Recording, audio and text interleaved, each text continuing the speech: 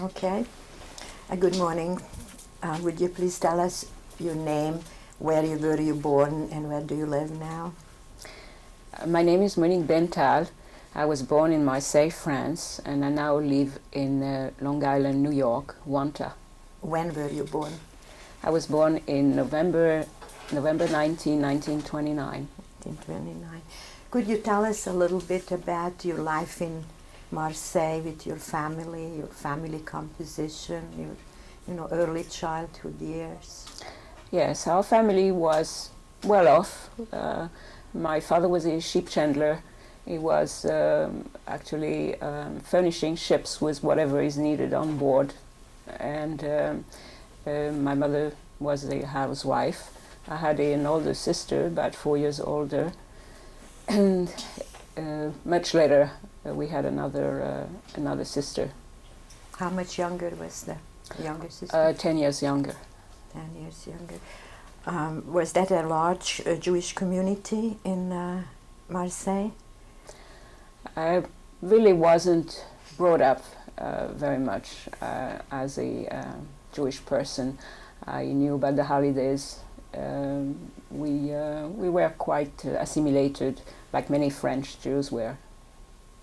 What kind of schools did you attend? I went to a girls' school. It was called a lycée, which I think is a gymnasium. I visited a few months ago, and it's now mixed. It's now boys and girls, but in my days it was only a girls' school. Mm-hmm. So the Jewish community was very much integrated into the general community of Marseille. Yes, it was. And you were studying to finish school. You had any goals of what you might want to do? Well, when I was 10 years old, I wanted to be a lawyer. And that was many years ago. Yes. Did you notice any changes as you were growing up and the political era was somehow darkening? The only thing really that I remember, and I was quite young, so I really didn't know much about the political situation, but what I remember was that we had to sing a song to Maréchal Pétain, so we had to sing that song. I was always very rebellious about singing it. I never wanted to, but anyway, we had to. What I remember in school actually is I had a fight with another girl. I hit her over the head because she called me a dirty Jew. Okay. That was, of course, when Maréchal Pétain was in power. Why is it that you were feeling so negative about Marshal Pétain? Well, probably what I heard at home. Not that I didn't know much, but probably what I heard that he sold France, mm-hmm. and that according to what I hear, he was not somebody to look up to. Mm-hmm. You did not experience any other anti-Semitism towards you or towards your family? No, not really. Everybody knew actually that my father was Jewish. He had a shop in a place that was quite well known. It was near the harbor, and he had to deal with many stores, and so many people knew that he was Jewish. That's why when France was invaded by the Germans, a few months later, my father thought it was a good idea. He wanted to do what his brother had done, so we went to Nice to be baptized, Protestant, which really didn't help anything because my father used to, he was very loud and he used to tell everybody that he was Jewish anyway, so I don't know why we had done that, but he thought that maybe at the time it would be a good thing to do. Many families did that. Yes, many families did that, yes. Thinking that this will protect you. Yes, right. Was this like officially advised to do, or it just come out from God knows where? Well, his brother that lived in Nice, I told him that he thought it was a good idea to do that, and there was a priest that was going to do it, and so we went, and we were all baptized. So what happened when the Germans invaded France? Well, first they invaded only half of France, and so we were in a non-occupied zone for a couple of years. in 42, I think. That's when they invaded the rest of France. But in, I think the beginning of 42, that's when my father decided that it was time to hide. And so we left Marseille and we went in Lot-et-Garonne, where we lived in a small village. Now, looking back, I didn't think it was a wise thing to do, but because it was a small village and there were about eight Jewish families there, so everybody knew that we were Jewish. But that's what he had decided to do.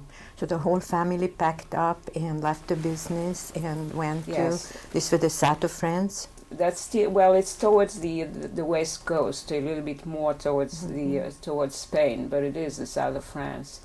And of course we had to take everything with us, everything of value, because we couldn't keep any money in the bank. So I remember we had a big trunk, and everything was in it, the furs, the jewelry, the money, because we couldn't leave things anywhere, anything of value anyway.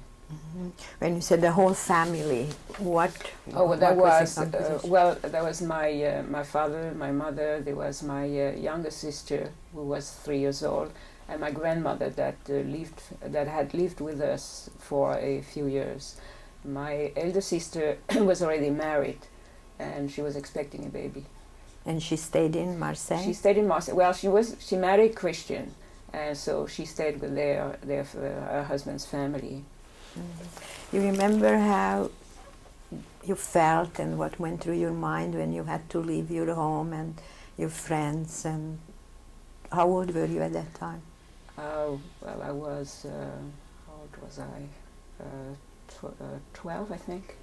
So this was in 1943? No, actually it was in 42. 1942. Probably. I think the beginning of 42. So you left Not sure. behind the life you knew and entering something you didn't. Can you recall your feelings then? Well, what I remember really is that I had to be sent to a boarding school because there was no school for me, and that I didn't care for very much. We had to wear a uniform, and I really didn't like the school. I remember in those days they had no transportation, there was no taxi, so what I remember is that you had to take a bicycle with like a little box in the back of it, and that's the way they transport people from the train that was instead of a taxi to the school.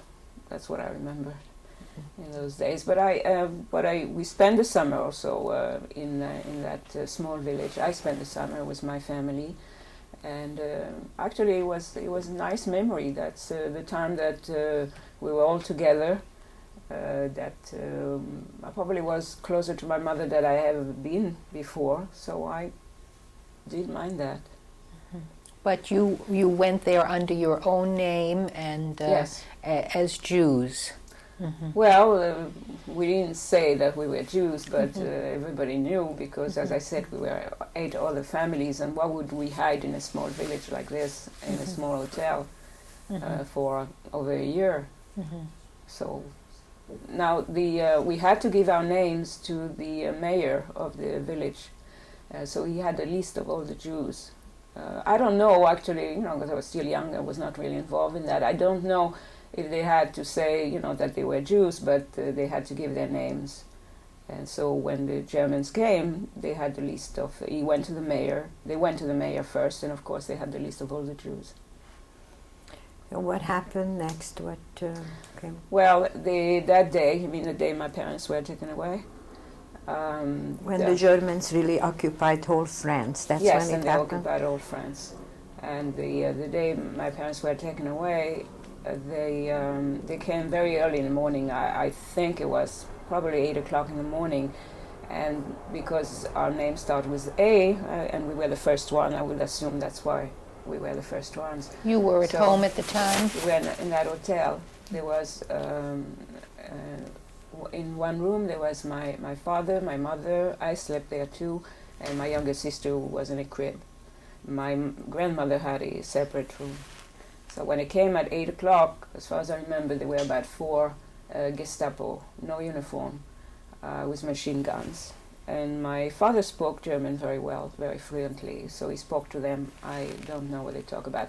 The only thing I can think of, and the way that I can interpret what he was saying, is that I thought he was begging for leaving us behind, and my mother and the children. That's all I could figure out. What he, at the time that he was speaking to them, and they took my mother, and they left us behind. Now they took the trunk that we had with everything in it, of course, furs, jewelry, and the money. At one point, my father said to me, I put some money on the crib. You have to take it out because that's all there is. And I was very frightened, and I said, no, I can't do that because they were in the room. The Gestapo was there, and I said, there's no way I can do that. I'm too frightened. And he said, you have to, because that's all there is, and that's all is left for, all three of you. So I took some dirty clothes, put it on the crib, and I took all that out of the room, and they didn't ask me any question. And I went to my grandmother's, and I told her, this is, what's left, and I gave her the money. And she said, we have to bring it. She had some friends in that village, and she said, you have to bring it to them. We can't keep it here. So I said, okay. So I put it on myself, on my body, all around my body. I got dressed, took my bicycle, and brought it over to these people. I have no idea how much there was. We just gave her whatever. And a silly thing that a child would do is that I thought it was very important to save all the bicycles. At the time, everybody had bicycles. My mother, as a matter of fact, my mother, I taught her how to ride a bicycle. At that time, she didn't know how to ride a bicycle. So everybody had a bicycle, and I thought it was so important to save all the bicycles. So I went back and forth to these people, friends of my grandmother, to bring all the bicycles there. Now, they were taken at 8 o'clock in the morning, and there were many other families. So they were put on the truck, on a small truck, and they stayed there until 4 o'clock in the afternoon.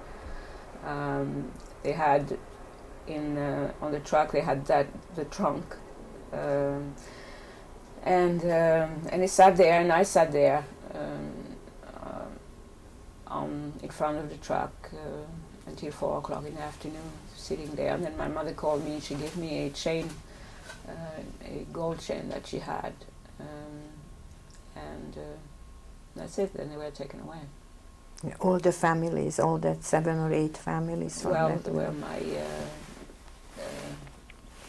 Yes, they took a family that lived across the hotel. There was a mother, father. There was a young, beautiful girl that was 17 years old. That I'll never forget her face. Very beautiful, black hair and green eyes, and she asked for a glass of water from a German soldier, which he gave it to her, and she threw it in his face. And they left a little boy that was about 9 years old in the street all alone. And I remember seeing him for a whole day, walking in the street with his shoe untied, and his shoelaces. He was dragging the shoelaces, and I remember here walking in the streets all alone because there wasn't anybody. And we really didn't know what to do either. The next day we got a cable, telegram, that's saying that they were coming to pick up children, so and so. And we got very frightened, and my grandmother was very frightened, and she said, well, we have to hide somewhere. So we went to hide on a farm. We found out later that this telegram was sent by a Jewish organization that were picking up the children from the people that were taken to the camps, but we didn't know that. So we went to hide on a farm. We stayed, I don't remember, maybe 4 or 5 days. And the people on the farm were quite backwards. They were looking, they knew we were Jews, of course, and they were looking for horns. So they were turning all around us to see if we had horns, because that's what they learned, that Jews have horns. But they were very nice to us. They kept us for 3 or 4 days, I think. And after that, we went to another village, I don't know, a couple of hours from that one, where we went to hide. How did you get from one village to another? I don't remember that. And who organized this? What village? Who? Well, these people that we stay on the farm, their mother was the maid of my aunt.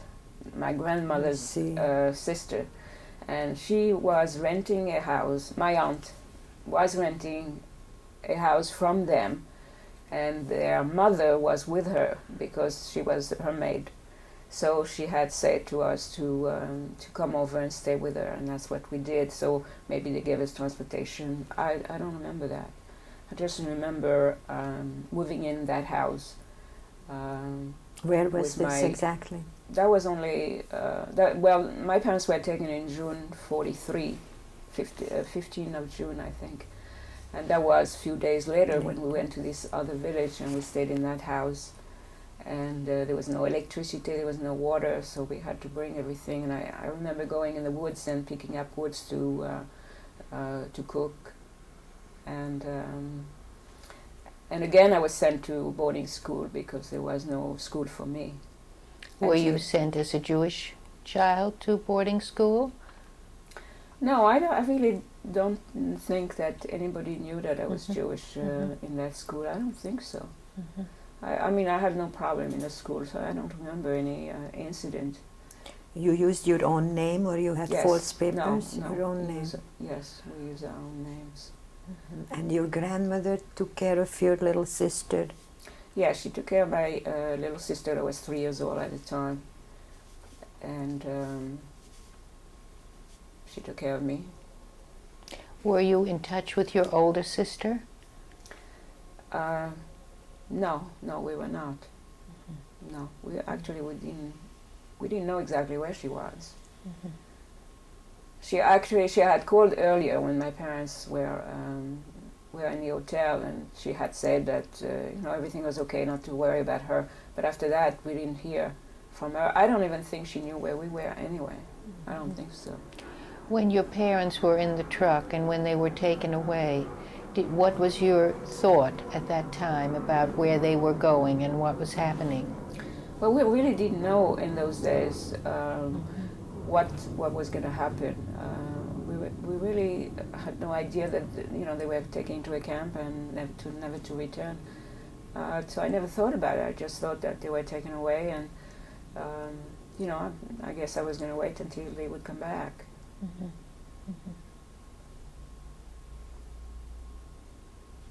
Were you in touch with other families who were escaping from the northern part of France? No. In that other village, there were only my aunt and my grandmother and the children. I just remembered that we had to sleep all dressed up because the Germans had been only a couple of miles away, and they had in another village they had hung all the people they found there. So we had prepared an escape in case they would come. That we would run in the field in the back of the house, and so we would sleep all dressed up, waiting for whatever would happen. Did you have friends in that boarding school or in that little village who you could talk to? Well, I had friends, but never talked about.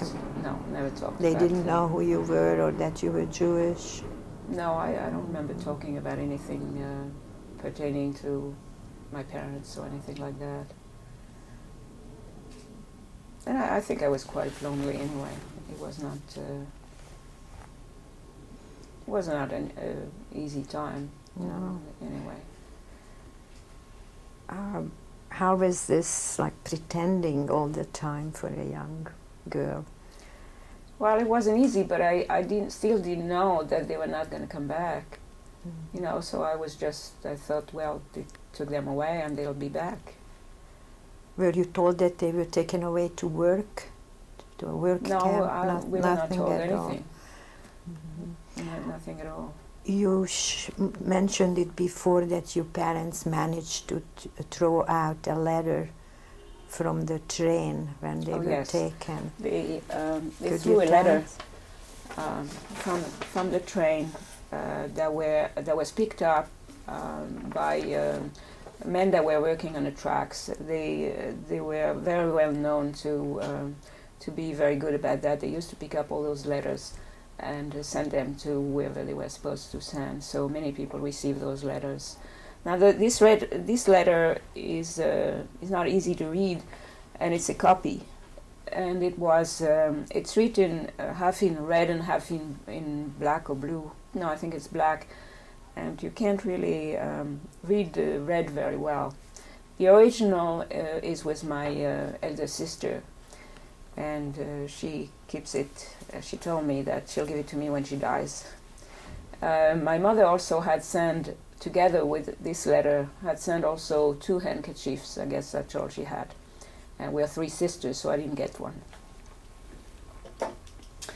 This letter actually is sent to my sister, my older sister, but it's addressed to my grandmother, and it says, should I read it in French or in English, or do you want me to translate it?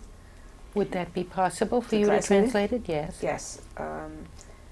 Dear grandmother, well, actually it's another word in French, but it's difficult to translate. After having spent 8 days in Toulouse, which is another southern city, we are now in Drancy. I'm sure you heard of Drancy. That was not far from Paris. That's where they kept the Jews before they were sent to a concentration camp. We don't know for how long they're going to be there, and then they're going to depart for, well, then, of course, they knew that they were going to be deported.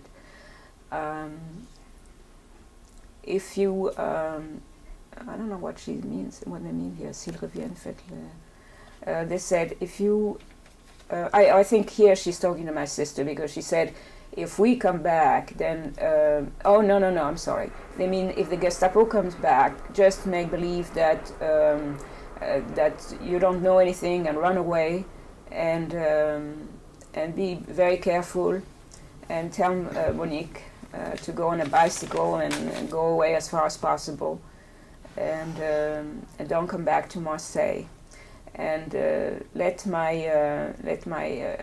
tell my elder sister as soon as you can to hide and to go with her parents-in-law. This is the aunt with whom you were staying?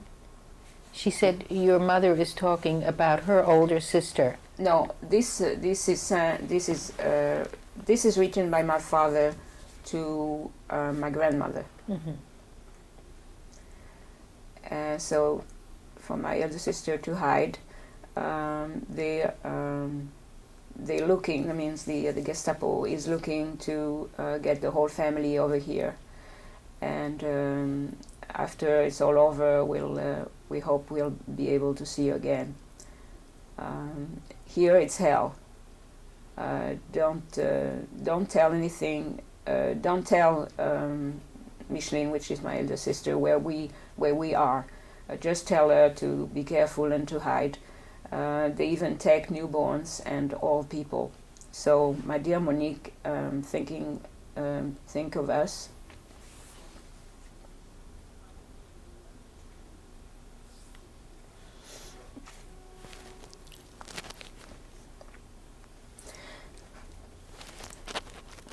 Help your grandmother, and be a mother to Simone. That's my younger sister. She's very young. She may be forgot. She may be forgot about us. But we hope that we'll see each other again. We're kissing you all, and it's Mommy and Daddy. And then there's another few sentences here. They say here to advise, he wanted to advise his brother, if there's somebody, they say, if he says here, if there's somebody nice enough to advise his brother in such address, of what's going on. And it says, my dear Monique, can't really read it very well. Be nice to your grandmother and take care of your sister. Don't go back to Marseille, and hide, kisses, and be careful. and don't react in case we are forced to write to you from the camp. You got that letter during that time, fairly shortly after it was written? No, actually, it went to my sister, and I had forgotten about it. I had forgotten about this letter, and actually I only saw it again, I think 10 years ago. I had completely forgotten, or maybe I wanted to. So I only saw it 10 years ago. And For the first time? Yes. Well, I might have seen it before. I really don't remember. I'm sure I've seen it before, but I've forgotten about it. And so I saw it about 10 years ago. And when I saw my sisters in Marseille, and then every year I would ask my sister, I wanted that copy of the letter. And she said, well, it's difficult, I can't put it in a machine, it's not going to come out. And I said to her, well, you can go to a special place, a photograph, or where they photograph archives, and ask them. So for some reason, she didn't want to make a copy or whatever. Finally, she sent me a copy, but it's not very clear. You can read it very well. Because it does say in there about the camp, so when that letter was received by whoever, then you knew that they were going to be sent to a camp. Yes, right. Right. Now the only thing really that I know from what happened is that we were told, and I don't even know who told us, and I don't even know if it's true, that my father had been shot because he was screaming, or I don't know why. He was not a very peaceful man, and I guess he got very mad or whatever, and he started screaming or whatever. So they shot him in August. So that's what we were told. I don't know if it's true, really. That's all we really know. What else? Then then there was a liberation. And can you tell us about that? Can you? Oh, that how it was for you? Well, it was wonderful. In that small village, everybody was dancing in the street, and everybody was very, very excited about the liberation. And who liberated you?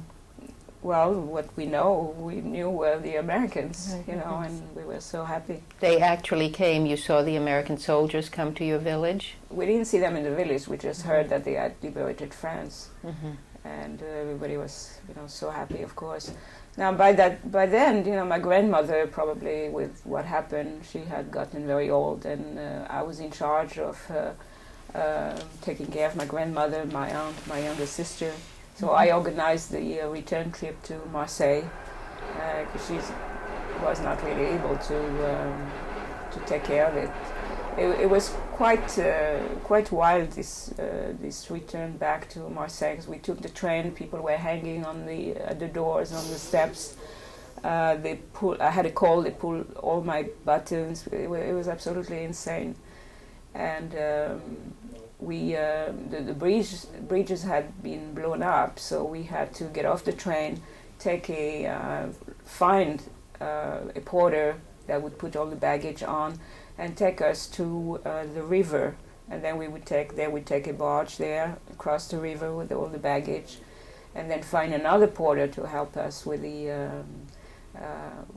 baggage, and to find another train. And so we did that about 2-3 times, I think. And you were in charge of all this? Yes, and it wasn't easy. It was 2 elderly lady and a little girl, 3 years old, and all the baggage and everything. So that was not an easy trip back to Marseille. And then we went back to our old apartment where we used to live. And how did you find the house was there? Yeah, there was an apartment, and it was there. Everything was there. They hadn't taken anything from they had taken my father's store, but they hadn't taken they hadn't gone to the apartment, so we lived there. And then I went. I had to go to work. We had no money, So I looked for work, and I started working at a friend of my father. Was very nice. He hired me. I didn't know I didn't do anything, but he was very nice. So I learned by myself. I learned how to do things. I learned shorthand. I learned how to type. I learned how to do different things to work. I wasn't very good, but. Were there any other family members you could, unite with or meet? Or? No, we were actually in that. We were very isolated. We really. My grandmother didn't know anyone. We had a lot of family, and it seems that they all disappeared after my parents were taken away. There was no more family there. There were a lot of cousins and uncles and whatever, and there was no more. Maybe they were afraid that they had to take care of us. I don't know. Oh, they were still around. They were yes, not taken away by the Germans. They were not taken away, but they were not around like they used to when my parents were alive. Where they used to come for dinner all the time. So you were still very young. What kind of feeling was it to come back to something and then not really find what you probably thought you will find? Well, it was very difficult, and also because we had no money, and that was very difficult, And at that point, you knew that your parents would not come back. Yes, at that time we knew. So I had a sick need to see all the movies that came out, all the movies about the camps, all whatever I could read, and I needed to read and see, and so I saw all of them. Was your sister back in Marseille? Yeah, then she came back with her daughter. She had a daughter, and she was okay. She of course it was a traumatic experience for her too, but she didn't go through it, so it was not the same. Actually, now that after I've seen them, I think that I'm probably the one who's been the more traumatized by that, because my younger sister doesn't remember much, and she was when my grandmother passed away, my sister took care of her and put her in a convent, and that's where she went to school. To go back to the village for a bit, you said you were short of money. How about food, and how about maintaining yourself during those years? No, that was not any problem. You mean in the village there? Yes. No, that was not a problem. We were living in an hotel, and you mean after we went to the other place?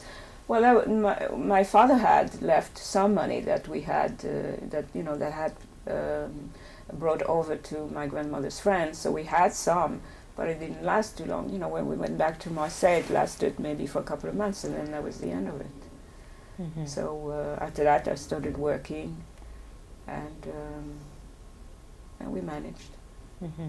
And you had there was food for you when you were living with your aunt. There was no. No, there was no problem there. Mm-hmm. No, and my aunt was quite wealthy, so I would think that she helped us with that too. I'm not sure about that, but we didn't miss anything.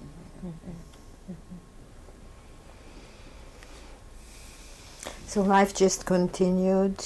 You were working. You were taking care of your little sister in Marseille now. Yes. Back in, your grandmother was still there. She was also running the household. Yes, she was, and I would, whatever I was making, I would give her, and I did. Shame to admit, I did some black market because I didn't know how to survive.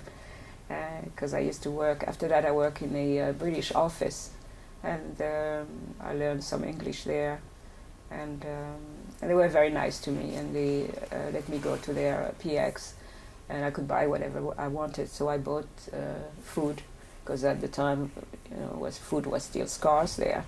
So I bought food, and I made sandwiches, and I sold them, and gums and chewing gums and all chocolate and all kinds of cigarettes and whatever I could find. I sold in the.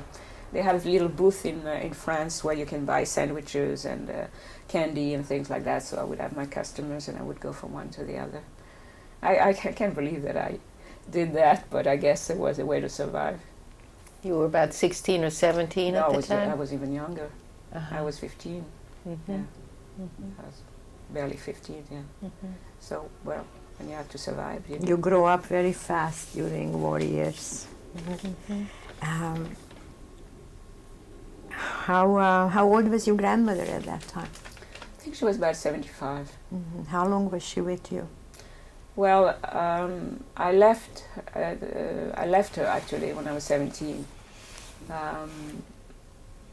I asked the family council to emancipate me. That means that legally at 17 I could do what I wanted. And I left. I was offered a job in Paris, and I went to work in Paris for the Jewish agency. So I worked there, and for about a year. And I would see across our office, there was another office there where there were always young people coming in and out, young men and young women, and I didn't know what they were doing there. Finally, I found out that they were going to Israel to join the army. And so I said that's what I want to do, so I joined, and I went to Israel. And I went back to Marseille for 2 months to a training camp. They were training us for the army. I mean, it was not Israel yet, it was still Palestine. And so I went in 48, I think a month before Israel became Israel. And I went and I was into the army.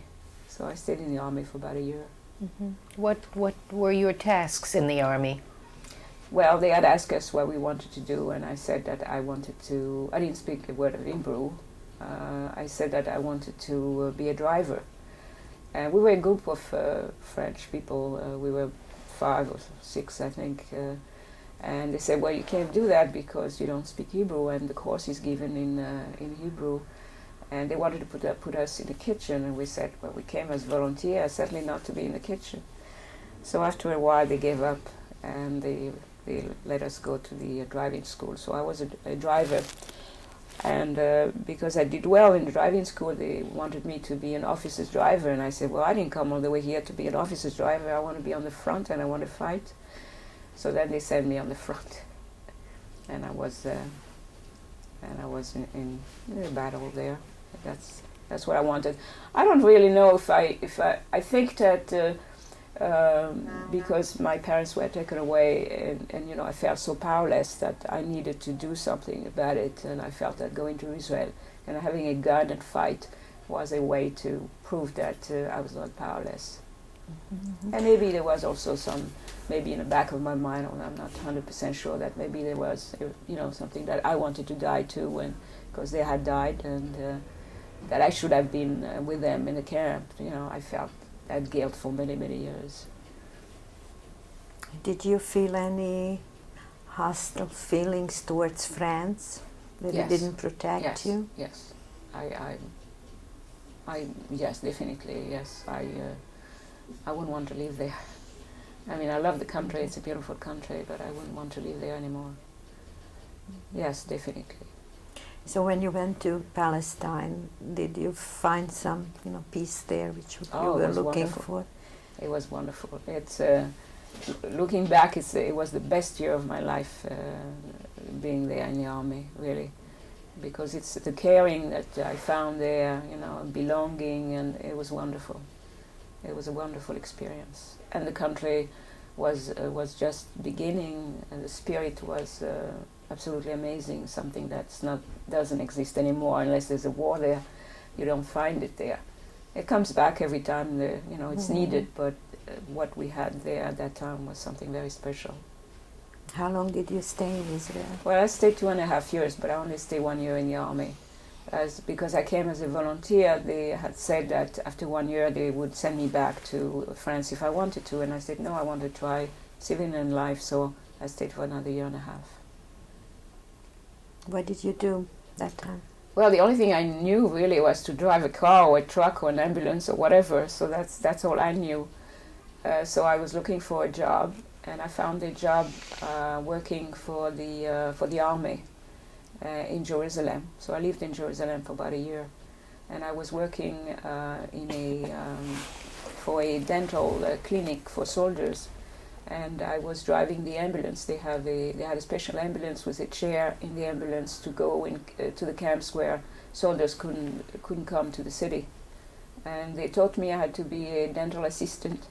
So I would drive the ambulance with a doctor, and then I would wash my hands, put my white jacket on, and I was a dental assistant. And that's where you met your husband too? Yes, I met my husband in Tel Aviv, and we went out a couple of times, but there was really nothing serious. And then after that, a few months later, I went back to France. I wanted to study. I wanted to be a dentist. So I went back to France to study.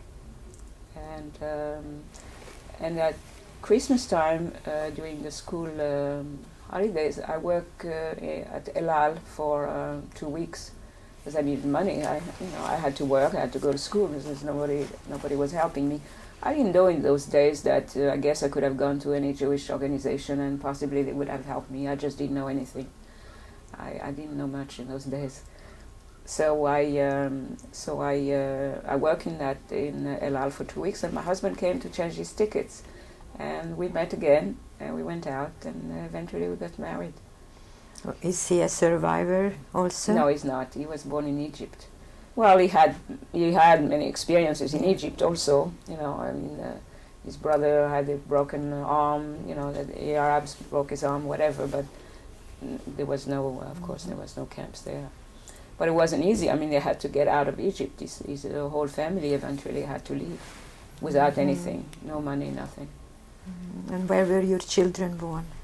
My eldest daughter was born in Paris, and she was 5 years old when we came here, and I was pregnant with my son, so my son was born in New York, and my daughter, of course, was born 11 months later. So you have 3 children.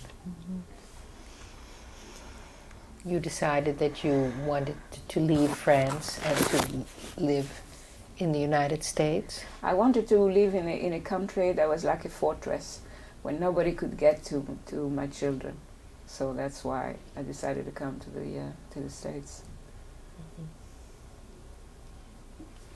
Tell us a little about your life in the U.S.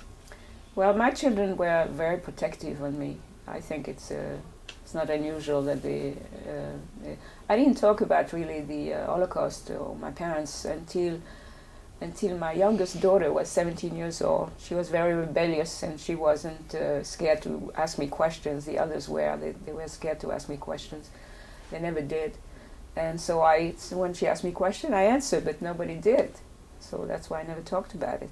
And I never volunteered anything anyway.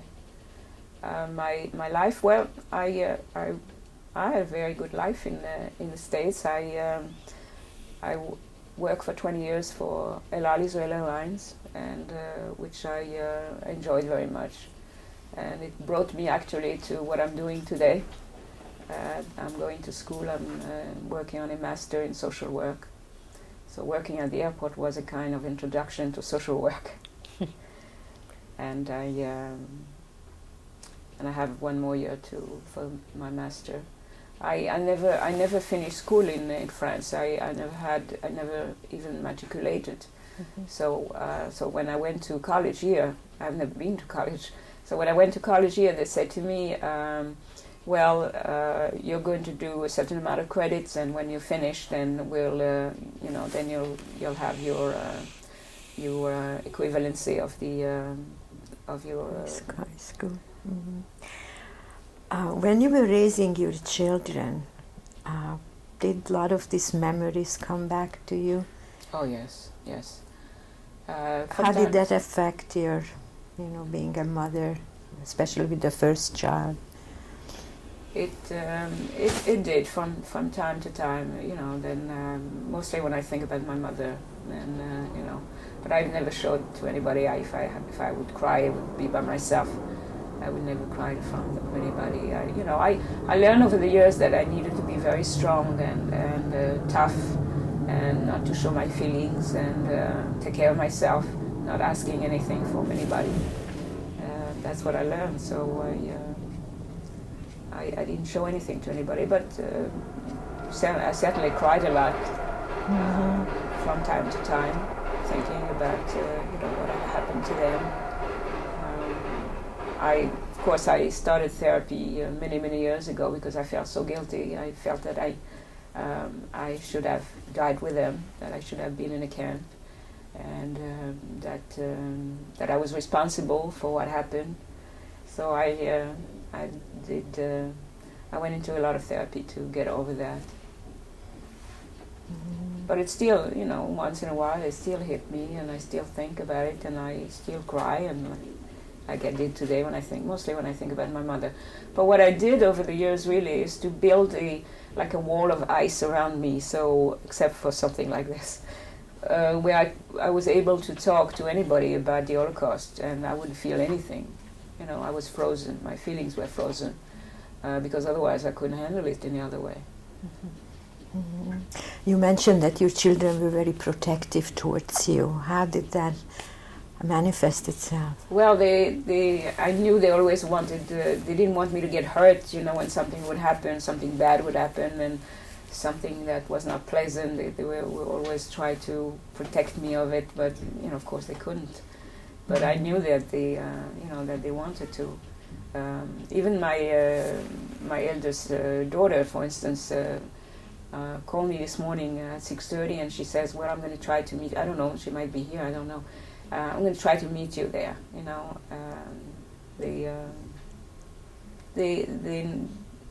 know, they feel, they know that, that it was a lot of pain, there's still a lot of pain.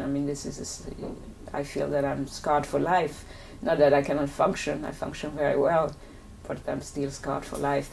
That's why a few years ago, actually over the years when I was here, the last few years, I've been looking for a group to talk to other people, because there were feelings that I couldn't understand, feelings that nobody else could understand, even my own family. So I was looking for this group, and as a matter of fact, something happened in college, and I don't know if I should talk about that. It's something to do with the Holocaust, but I was in college and I was in an English class. There was a required course, and the professor, who was Jewish, was talking about an experiment that was done in colleges, and then she talked about the Nazis, and I was very surprised that she was very insensitive about it. Talking about Nazis, they were forced to do it, it wasn't their fault or whatever. So I got up and I said, I'm an Holocaust survivor, and I really don't appreciate that. So then I sat down, and she went on and on and on, and I was getting more and more upset. Finally I said, I got up again and I said, I cannot stay and hear that, and I'm going and I'm leaving. So what I was planning to do is to talk to the dean and change professor. But she sent me a note, and she apologized, and she said, "I'm sorry. It was very insensitive of me, and whatever." So I went back to class, and again she went on and on again with this experiment that she was talking about. And at that time I figured, well, this is really the last day. We're going to go into something else. So what I'm going to do is I'm going to freeze. I'm very good at that. So I freeze myself, and I didn't hear, and I didn't see anything, and it was like I was all alone, and I was in a block of ice, so I couldn't hear anything. So when after a while she was finished with that, she's the one who gave me a magazine. I was so surprised. After all that, she gave me a magazine, a New York magazine, where there was a long article about the group of the hidden child. I can't really make her out, but anyway. So that's how I joined the hidden child. I found out that there was this group that I had been searching for a long time. I was very pleased I went there, because I told my story. I heard other people's stories. I was able to, to tell them how I felt, and they told me that they felt the same way, and could identify with each other, and that was good. Because you were so isolated there, did you ever think about that other people might be somewhat in the same position? No, I thought those were my feelings, and they were only mine, and nobody else felt that way, and there must be something wrong with me. So when I was able to express those feelings, and I asked, I said, "Do you feel that way? Do you feel that way?" And people answered and said, "Yes, we do." So that gave me some peace. Mm-hmm. What happened to your little sister? Well, that's that's a strange story. I didn't keep in touch with my sisters because they were both Christian, and I felt that it was a betrayal to my parents.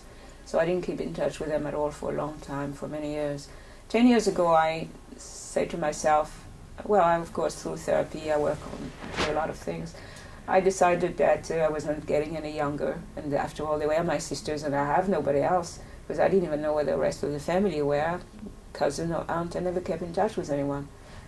And that I felt that I needed to get in touch with them.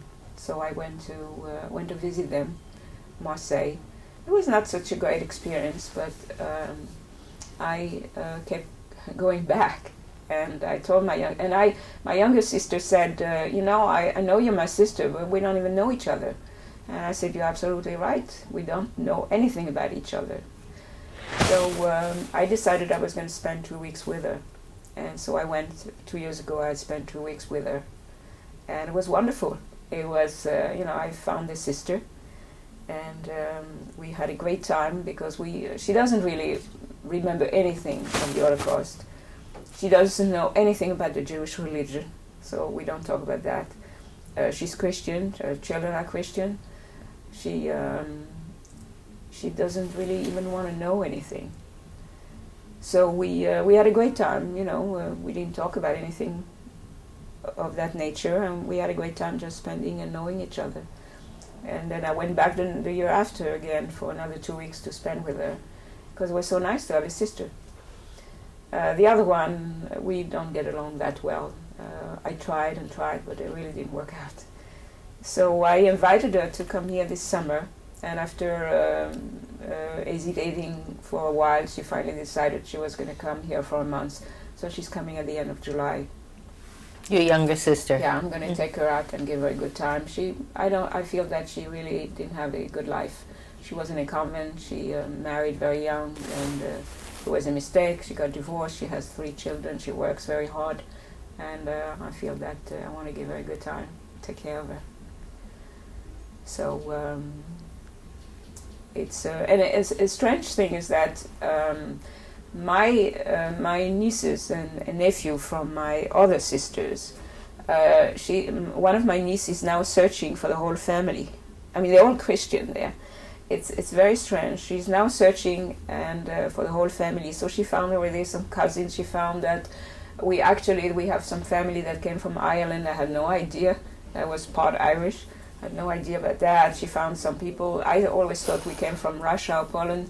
Russia or Germany, and she found some people from Poland. So actually we're probably from Poland. I'm not too sure. I didn't even know anything. I never searched anything. I don't know why. Maybe I just didn't want to know. So anyway, she's busy doing that. These past few months she started, and she's getting a lot of information about a lot of people. And I got in touch with them. I wrote a letter to them, and they wrote me back. And one of them is coming, visiting New York many times. So we're going to meet again. I mean, I knew this cousin when I was 10 years old. I haven't heard from him. He's now in his 70s. So that's very exciting. Through her, I'm going to meet a lot of family that I've ignored, actually, on purpose for many, many years. I'm not too sure why. Mm-hmm. I didn't want anything to do with them. How about your children? Are they interested in, the Jewishness? Yes, they are. Yes, my eldest daughter have had her children in Salomon Schechter, so they went to a religious school. I sent my eldest daughter, to Israel to study, because I felt that eventually I think that we would all go back to Israel. So she lived in Israel for about 7 years, went to school there, and she got married there, and her children were born in Israel. She's now here. She lived about 7 years and she came back here. So she's here now. She's an architect, interior designer. And she's they very much in the Jewish religion. They light the Shabbat candles. We celebrate the holidays. She did a bat mitzvah actually just before her daughter. Her daughter is now 16, so 3-4 years ago I think she did a bat mitzvah. And my grandson is now 14, so she did his bar mitzvah. I have to say that I am an agnostic. I'm Jewish, being an agnostic for me is saying that I'm coming from the Hebrew people, and so I'm very Jewish, but I don't believe in God. And I search, I search, I'm open, but I don't find any answers, and I don't find the answers I want to hear. The answers I hear from religious people is that men did all that, God had nothing to do with it, and my answer is, you mean that God crossed his arms and just looked at it and watched? And I can't go along with that, so I'm still an agnostic. My husband is very religious, prays every morning, and we have long discussions, and he prays for me to see the light every day, but I haven't seen it yet. But I think that I believe that it's very good to believe in God. I think it's very helpful, and I'm very happy that my children do. My youngest daughter, as a matter of fact, is going back to the religion. She's now kosher, kind of. Not, I wouldn't say 100%, and it would be difficult in my house. But and my son just got engaged to an Israeli girl, so we all very much in the Judaism and Israel, and but I'm still an agnostic. Looking back, what do you think of all of it now? Looking back, how did it change you? Did it change you? Oh, certainly did. It changed me. It really took my childhood away, first of all. It took many, many years of my life where I was so mixed up and so lonely and so isolated because I didn't know what to do with myself. I didn't have that many friends when I came back. I really didn't know anything, and there was nobody there to direct me. I never knew that I probably could have looked for support and direction. That I'm sure there would have been Jewish organization and people who had helped me, but I just didn't know. My grandmother didn't know, and there was nobody else, so nobody told me. So I felt that I really lost many, many years, of course. Today, I'm certainly a happier person. I mean, I've done many things in my life. I have 3 wonderful children, and but I as I said, I feel that I'm scarred for life. Mostly about my mother. I mean, my mother was. I still, and although I've been in therapy for many, many years, I just can't talk about her. That's why I try not to. You say you built a wall around yourself. Well, I did. Not that much anymore. No, except when if somebody would ask me, for instance, information about the Holocaust, and I need to talk about it, then I would freeze because otherwise I'd break down and I wouldn't be able to speak. So I just don't want to do that. So why did you agree to this interview? Well, I feel that it's important that, we're the last survivors really of this period of time, and that once we're gone, nobody's going to know about it. They already said that it never existed. And I want the world to know that it has existed and that people have been witnessed. It's important. It's not pleasant. It was not a pleasant experience, but I think that first of all, it's good for me to talk about it anyway, but I think it's important that people know and remember, and my children. Well, I think you did it very beautifully. Yes, would you like to Oh, well, this is me when I was, I believe, 6 years old. That was in Marseille before things Marseille, changed. Yes. Oh, yes. What was the dog's name, you remember? Oh, do you know that? I don't remember. That was many years ago. And these are the letters that that were sent from the Ministry of the veterans, actually victims of war, and they send us this form saying that my mother and my father were in the concentration camp. They don't say the name of the camp, but they just say when they were born and where the period that they were in the camp. And you know which camp it was, where your parents were? Yes. Well, I saw the book of Klausfeld, unfortunately I didn't buy it on time, and now it's not available anymore, about the French deportees. The book is not available, it's not, it's out of print. So I have seen, the convoy, and I've seen where they went. This is from the, these are 2 cards actually with pictures that they gave me after they sent those forms, just testifying that I was an orphan, a war orphan. And I don't know, I never asked what it entitles me to, I never did. Maybe it did, I'm not sure. Maybe I could have continued my studies in those days, but I'm in school now, and I'm enjoying it. I feel I'm 5 years old again. Well, thank you very much. Thank you very coming. much.